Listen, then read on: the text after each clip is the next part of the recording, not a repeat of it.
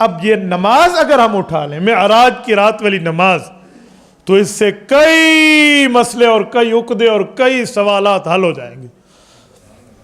ایک یہ سوال بھی حل ہوگا کہ یہ جو لوگ آج کل ہمارے مسجد کے اماموں کو کہتے ہیں کہ امام صاحب آپ لیٹ کیوں ہو گئے ہیں، وہ سمجھتے ہیں کہ امام کو پہلے آنا چاہیے، اور مقتدی خود کو 30 31 32 33 مار خان سمجھ کے کہتے ہیں میں تو دیر سے آؤں گا۔ تو انہیں کہنا کہ اس دھرتی پہ سب سے افضل نماز معراج کی رات پڑھی گئی ہے، حضور پاک بعد میں گئے ہیں، انبیاء کو جمع پہلے کیا گیا، پتہ چلا مقتدی پہلے آتا ہے امام بعد میں آتا ہے، اس سے تو آسانی سے مسئلہ حل ہو جائے گا۔ یہ اعتراض آپ کو علماء پر ائمہ پر نہیں رہے گا کہ امام پہلے کیوں نہیں آتا۔ ایک مسئلہ اور بھی حل ہوتا ہے، وہ کیا ہے؟ رسول پاک صلی اللہ علیہ وآلہ وسلم نے جب نماز پڑھائی ہے تو حضرت جبرائیل علیہ السلام نے پیچھے ٹھہر کر نماز پڑھی ہے، تو حضور پاک کو امام الانبیاء تو کہتے ہیں، امام الملک نہیں کہتے کہ حضور فرشتوں کے بھی سردار ہیں، حالانکہ ہیں تو صحیح، تو امام الملائکہ بھی ساتھ کہہ دو نا کہ امام الانبیاء والملائکہ، حضور فرشتوں کے اور انبیاء کے امام ہیں۔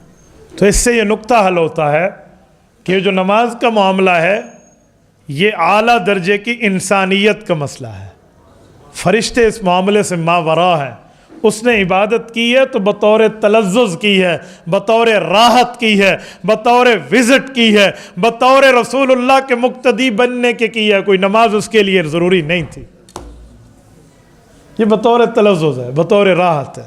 آپ کہیں گے تلذذ اور راحت کی دلیل؟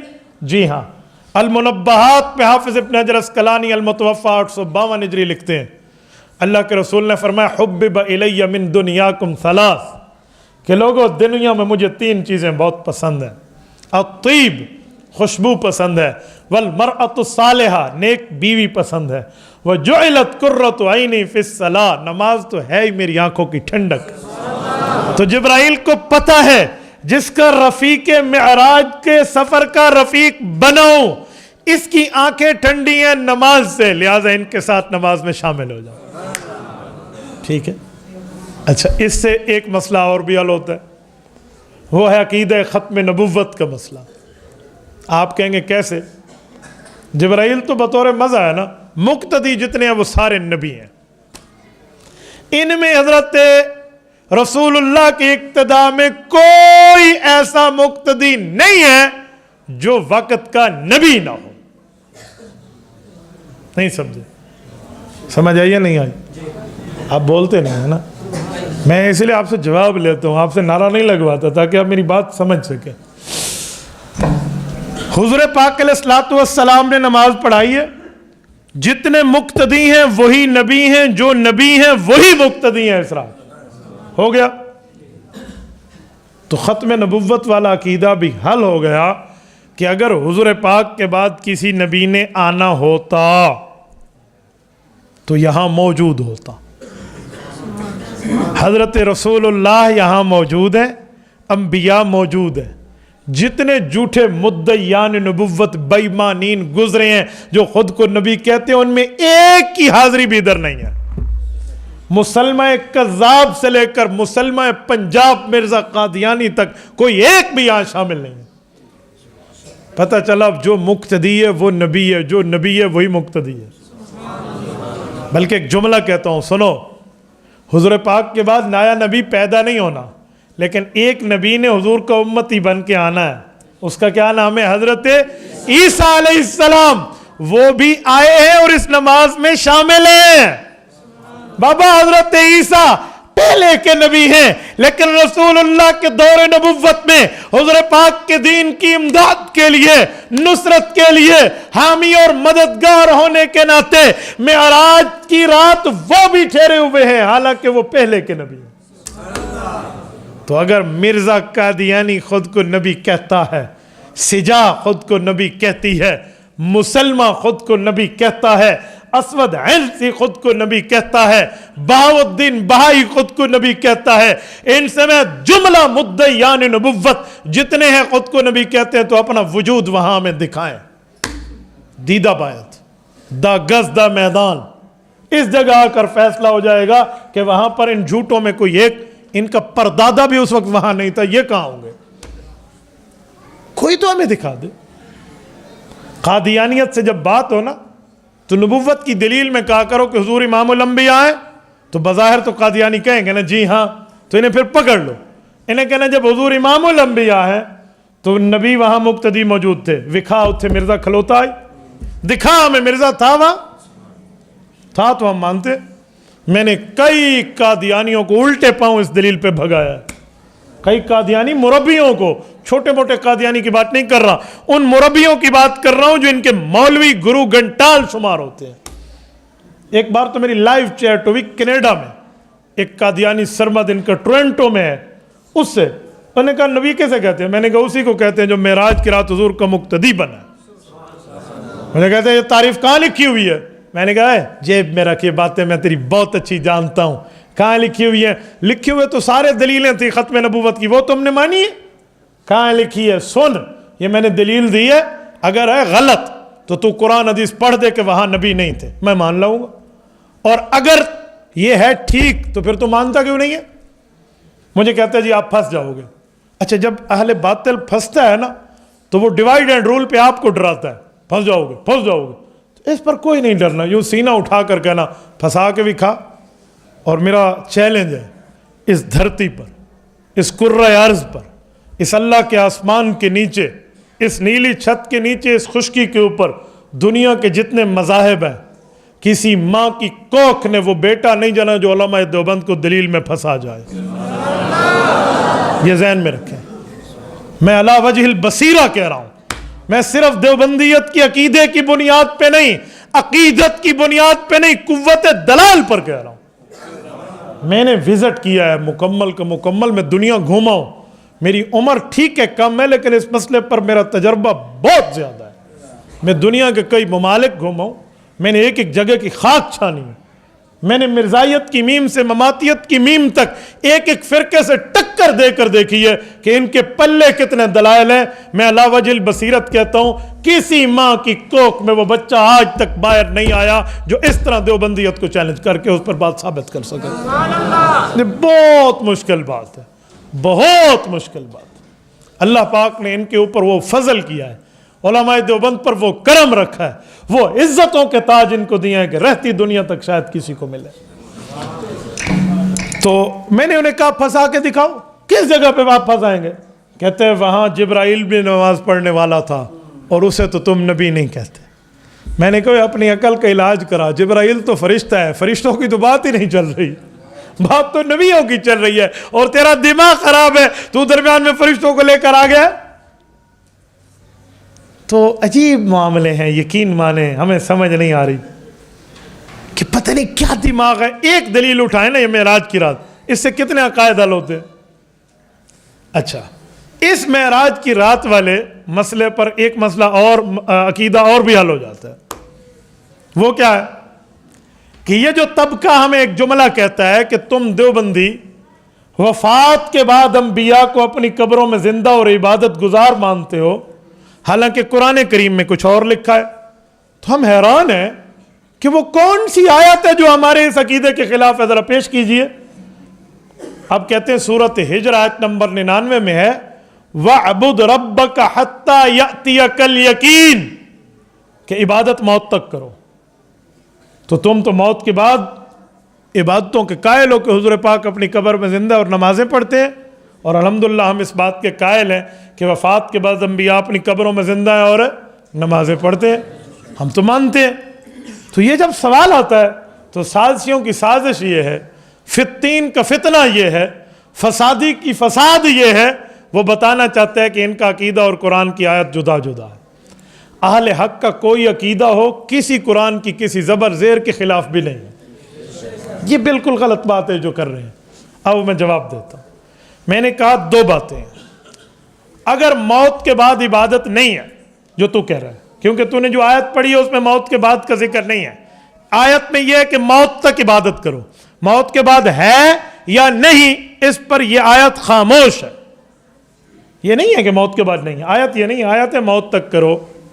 میں مثال ہے آپ کو ایک جملہ کہتا ہوں کہ بھائی آج شام تک آپ پانی پیو، انشاءاللہ سیٹنگ ہو جائے گی، میں دم کر کے دیتا ہوں۔ اس کا کیا مطلب ہے کہ بعد میں آپ نے پانی نہیں پینا، ساری زندگی دودھ پینا ہے؟ تو بھئی بات کا تو اس میں ہے ہی نہیں، لیکن میں تیری بات مان لیتا ہوں کہ موت کے بعد نہیں ہے، تو میرے ایک دو سوالات کے جواب آپ دے۔ نمبر 1، حضور پاک امام الانبیاء ہیں یا نہیں ہے؟ بولیے بولیے، سارے بولیے۔ جو کہتا ہے حضور پاک امام الانبیاء ہیں وہ ہاتھ کھڑا کرے۔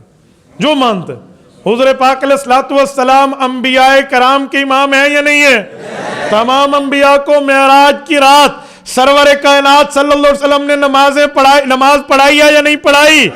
انبیاء نے پڑھی ہے یا نہیں پڑھی؟ پڑھی۔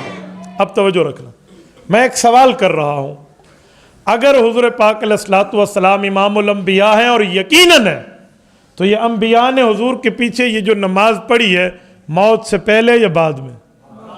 بولیے، ماں سوائے حضرت عیسیٰ علیہ السلام کے، پہلے یا بعد میں؟ تو یہ میرے سامنے لاکھ کیوں آلاپ رہے ہو کہ موت کے بعد عبادت نہیں ہے؟ بیٹا اگر موت کے بعد عبادت کا منکر رہے گا تو رسول اللہ سے صفت امامت انبیاء چھیننے کے مترادف ہوگا، اور کوئی میرے پاک پیغمبر کی صفت چھیننا تو دور رہا، اس طرف میلی آنکھ تو دیکھے اور اللہ کے عذاب کا انتظار کرے۔ تو ایک دوسری بات کہ اگر موت کے بعد عبادت نہیں ہے تو میرا ایک سوال ہے، قرآن کریم میں جو موت کے بعد کی عبادات لکھی ہوئی ہیں وہ کہاں جائیں گی؟ ایک آیت تو نے پڑھی ہے، 3 مجھ سے سن لے۔ جو حضور پاک علیہ الصلوۃ والسلام کے بارے میں تو کہہ رہے وہ ہم آیات پیش کر دیں۔ مثلا قرآن کریم میں ہے تحیتہم فیہا سلام، جنتی ایک دوسرے کو سلام کریں گے۔ سلام نیکی ہے یا نہیں ہے؟ بولیے۔ ایک آیت اور لیں، وآخر دعواہم ان الحمد للہ رب العالمین، جنتی جنت میں الحمدللہ رب العالمین پڑھیں گے۔ یہ نیکی ہے یا نہیں ہے؟ یہ موت کے بعد جاری ہے۔ وَأَوْرَثَنَا الْأَرْضَ نَتَبَوَّأُ مِنَ الْجَنَّةِ حَيْثُ نَشَاءُ فَنِعْمَ أَجْرُ الْعَامِلِينَ، جنتی جنت میں اللہ کی توحید بیان کریں گے۔ توحید بیان کرنا نیکی نہیں ہے؟ تو پھر یہ اتنی عبادتیں جنت میں ہیں، یہ تجھے نظر نہیں آتی؟ تو کہتے ہیں موت کے بعد عبادتیں نہیں ہیں، ان کو کہاں لے جائے گا؟